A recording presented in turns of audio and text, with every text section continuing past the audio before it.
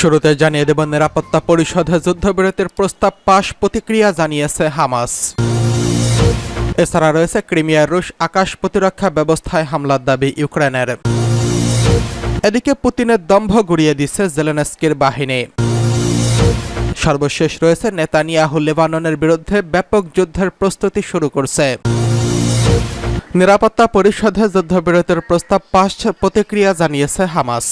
জাতিসংঘের নিরাপত্তা পরিষদে ফিলিস্তিনের গাজায় যুদ্ধবিরতির প্রস্তাব পাশ হয়েছে। মার্কিন প্রেসিডেন্ট জো বাইডেনের দেওয়া এই যুদ্ধবিরতির প্রস্তাবের পক্ষে ভোট পড়েছে 14টি।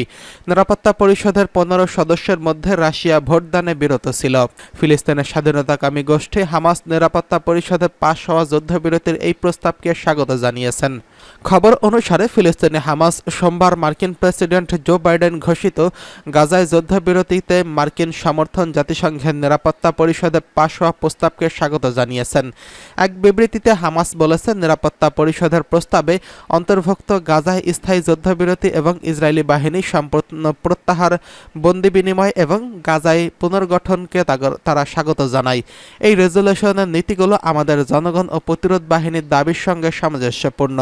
হামাস আরও বলেছে, আমাদের জনগণের দাবির সঙ্গে সামঞ্জস্যপূর্ণ এসব বিষয় বাস্তবায়নের জন্য মধ্যস্থতাকারীদের সঙ্গে পরোক্ষ আলোচনায় যুক্ত হওয়ার পাশাপাশি সহযোগিতা করতেও ইচ্ছুক তারা। মার্কিন প্রেসিডেন্ট জো বাইডেনের প্রস্তাবে 3টি পর্যায় অন্তর্ভুক্ত রয়েছে।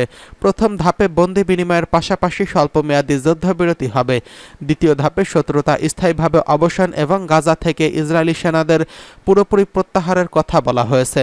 তৃতীয় ধাপে যুদ্ধের কারণে ব্যাপকভাবে ধ্বংস হওয়া গাজার জন্য বহু বছরের পুনর্গঠন পরিকল্পনা রয়েছে। অবশ্য নিরাপত্তা পরিষদে পাশ হওয়া যুদ্ধবিরতির এই প্রস্তাব নিয়ে তাৎক্ষণিকভাবে কোনো মন্তব্য করেনি ইসরায়েল।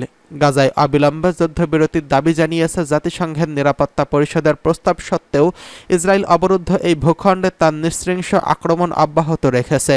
মঙ্গলবার গাজা শহরের একটি আবাসিক অ্যাপার্টমেন্টে ইসরায়েলি হামলায় অন্তত 8 জন নিহত হয়েছেন।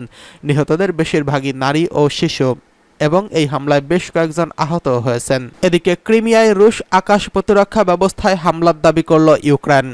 অধিকৃত ক্রিমিয়া উপদ্বীপে রুশ আকাশ প্রতিরক্ষা ব্যবস্থায় হামলার দাবি করেছে ইউক্রেন।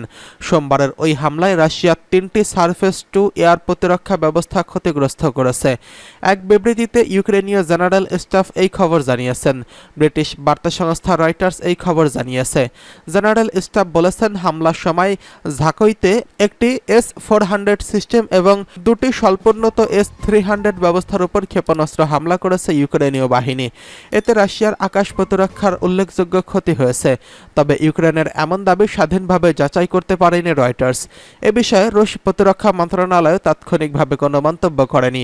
স্থানীয় টেলিগ্রাম চ্যানেল ঝাঁকই ও ইয়েপপাতরিয়ার কাছে বিস্ফোরণের খবর পাওয়া গেছে।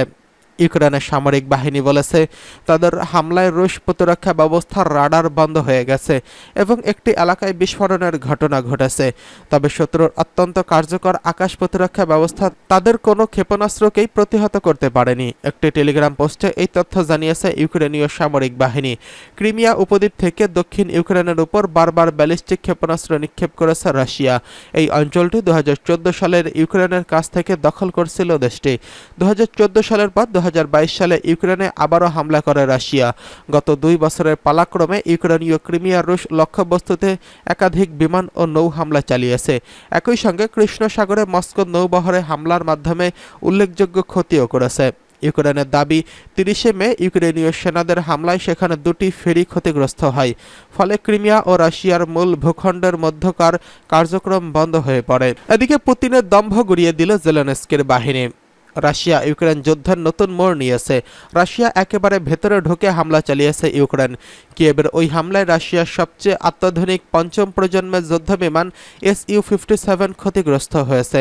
ইউক্রেনের GUR প্রতিরক্ষা গোয়েন্দা সংস্থা জানিয়েছে, রাশিয়ার ভেতরে একটি বিমান ঘাঁটিতে দেশটির সর্বশেষ প্রজন্মের Su-57 ফাইটার জেটে প্রথমবারের মতো আঘাত করেছে ইউক্রেনীয় বাহিনী। রাশিয়ার Su-57 ফাইটার জেট স্টেলথ প্রযুক্তির তৈরি দেশটির সবচেয়ে অত্যাধুনিক যুদ্ধবিমান, কিন্তু ইউক্রেনীয় বাহিনীর অত্যাধুনিক সেই বিমানে প্রথমবারের মতো আঘাত হেনেছে। স্যাটেলাইট ইমেজে দেখা যায় রাশিয়ার Su-57 যুদ্ধবিমান ক্ষতিগ্রস্ত হচ্ছে। টেলিগ্রামে দেওয়া এক পোস্টে জিইউআর অবশ্য জানায়নি ইউক্রেনীয় বাহিনী কিভাবে Su-57-এ আঘাত হেনেছে বা কোন ইউনিটে সাফল্য পেয়েছে।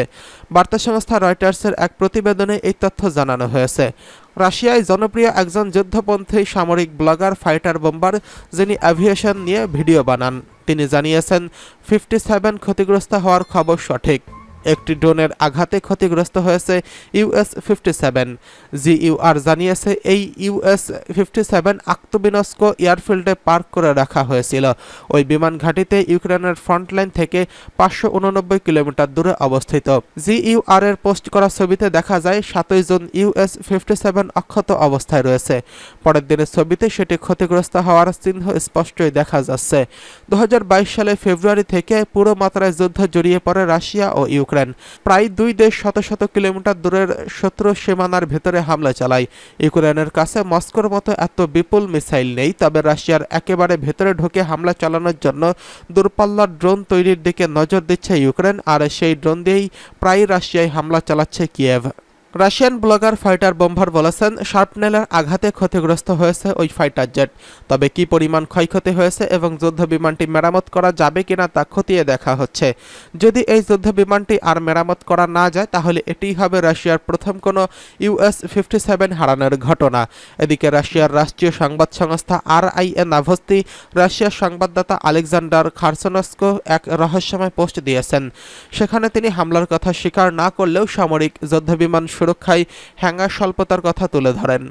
রাশিয়ার অত্যাধুনিক যুদ্ধবিমান US-57 যুক্তরাষ্ট্রের প্রথম প্রজন্মের F-35 এর সঙ্গে তুলনা করা হয়, কিন্তু F-35 এর তুলনায় US-57 অতটা সাফল্য দেখাতে পারেনি। 2019 সালের US-57 যুদ্ধবিমান বিধ্বস্ত হয়, আর মাত্র 2 বছর আগে অর্থাৎ 2022 সালের সিরিয়াল উৎপাদন শুরু হয় US-57 এর মাধ্যমে। বলা হয়ে থাকে US-57 যুদ্ধক্ষেত্রে বিভিন্ন ভূমিকা পালনে সক্ষম একটি যুদ্ধবিমান। এদিকে নেতানিয়াহু লেবাননের বিরুদ্ধে ব্যাপক যুদ্ধ শুরু করার প্রস্তুতি গ্রহণ করছেন। ইসরায়েল দাবি করেছিল যে তারা হিজবুল্লাহকে পিছু হটতে বাধ্য করবে, কিন্তু হিজবুল্লাহ সম্প্রতি মাত্র কয়েক মিটারের ব্যবধানে 2টি সামরিক অভিযান চালিয়ে ইহুদিবাদী বসতি স্থাপনকারীদের কাছে প্রমাণ করেছে যে তাদের কর্মকর্তারা তাদের মিথ্যা আশ্বাস দিয়েছে এবং হিজবুল্লাহ তৈরি সৈন্যদের মাথার খুলি মাত্র কয়েক মিটারের মধ্যে অবস্থান করছে। বেশিরভাগ পর্যবেক্ষক মনে করেন লেবাননের সঙ্গে সম্ভাব্য যুদ্ধের বিষয়টি নেতানিয়াহুর উপর নির্ভর করছে, তবে এই মুহূর্তে তিনি সংকটে রয়েছেন এবং একাধিক ফ্রন্টের অনেক চাপের মধ্যে রয়েছেন। এরই মধ্যে ইয়েমেন ও হামলার গুরুত্বপূর্ণ চতুর্থ ধাপ শুরু করেছে। ভূমধ্য সাগরে ইসরায়েলের স্বার্থকে লক্ষ্যবস্তু করেছে। তারা আমেরিকান ও ব্রিটিশ সামরিক জাহাজ ধ্বংস করে চলেছে এবং নৌজোট ইয়েমেনিদের থামাতে সক্ষম হয়নি। ইয়েমেনি ফ্রন্ট একের পর এক হামলা চালিয়ে ইসরায়েলের ইলাদ বন্দর পুরোপুরি বন্ধ করে দিয়েছে এবং এখন ভূমধ্য সাগরকে লক্ষ্যবস্তু করছে।